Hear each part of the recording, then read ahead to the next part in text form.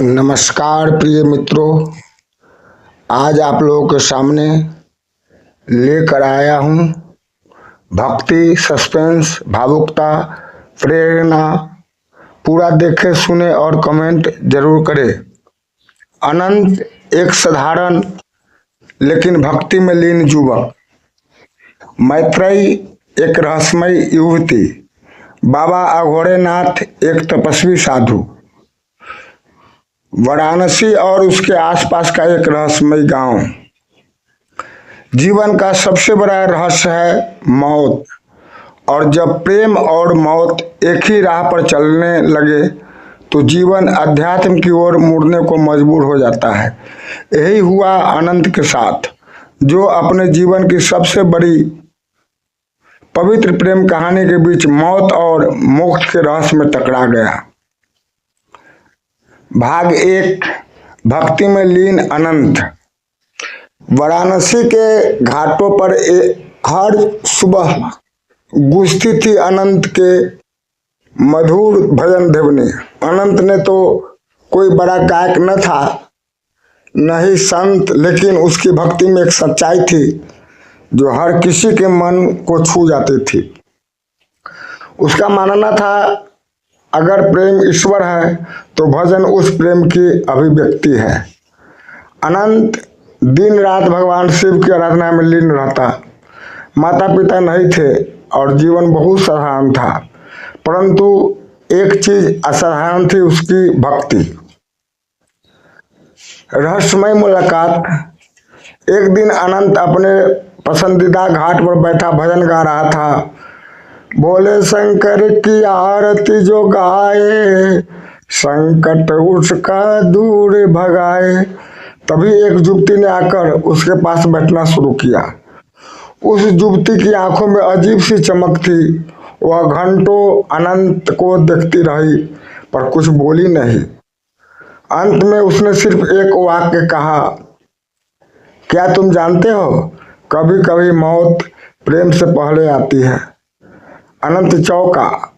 युवती मुस्कुराई और धीरे धीरे भीड़ में खो गई। उसका नाम था मैत्रेयी। प्रेम की शुरुआत या कोई संकेत। इसके बाद हर दिन मैत्रेयी घाट पर आती। धीरे धीरे अनंत का ध्यान उसकी ओर जाने लगा, पर वह युवती हर बार कोई न कोई रहस्यमय बात कहती। जब अंत पास आता है तब सच्चा प्रेमी साथ देता है। तुम्हारा भजन किसी आत्मा को मोक्ष की ओर ले जा रहा है। एक दिन अनंत ने पूछा, तुम कौन हो? मैत्रेयी बोली, मैं वो हूँ जिसे देखने के बाद इंसान या तो रोने लगता है या मुक्त हो जाता है। भाग 4, बाबा अघोरेनाथ की चेतावनी। एक रात अनंत को सपने में एक अघोरी बाबा दिखे। उन्होंने कहा, अनंत सावधान, जिसे तुम प्रेम समझ रहे हो वह मृत्यु की छाया है। वो कोई समान स्त्री नहीं, एक बंधी हुई आत्मा है जो तुम्हारी भक्ति से मोक्ष पाना चाहती है। अनंत डर गया। वह बाबा से मिलने के लिए काशी के अघोर आश्रम पहुंचा। वहां बाबा अघोरेनाथ ने उसे बताया कि मैत्रेयी एक पुरानी आत्मा है जिसे प्रेम में धोखा मिला था। मरने के बाद उसकी आत्मा प्रेम और मुक्ति के बीच फंस गई। वह तभी मुक्त होगी जब कोई उसे सच्चे हृदय से प्रेम करे, लेकिन उससे बंधे नहीं, उसे ईश्वर की ओर मोड़ दे। भाग 5, प्रेम और मुक्ति का संगम। अब अनंत समझ गया था कि उसे क्या करना है। वह मैत्रेयी से मिलने घाट पर गया और उसने भजन गाना शुरू किया। प्रेम ओ जो छोड़ दे तन मन अहंकार, प्रेम ओ जो मोक्ष का दे उपहार। मैत्रेयी सामने खड़ी थी, उसकी आंखों से आंसू बह रहे थे। वह धीरे धीरे हवा में घूमने लगी। अनंत, तुमने मुझे वो प्रेम दिया जो मुझे मुक्त कर सका। अब मैं जा रही हूँ, पर तुम्हारा भजन अनगिनत आत्माओं को मुक्ति देगा।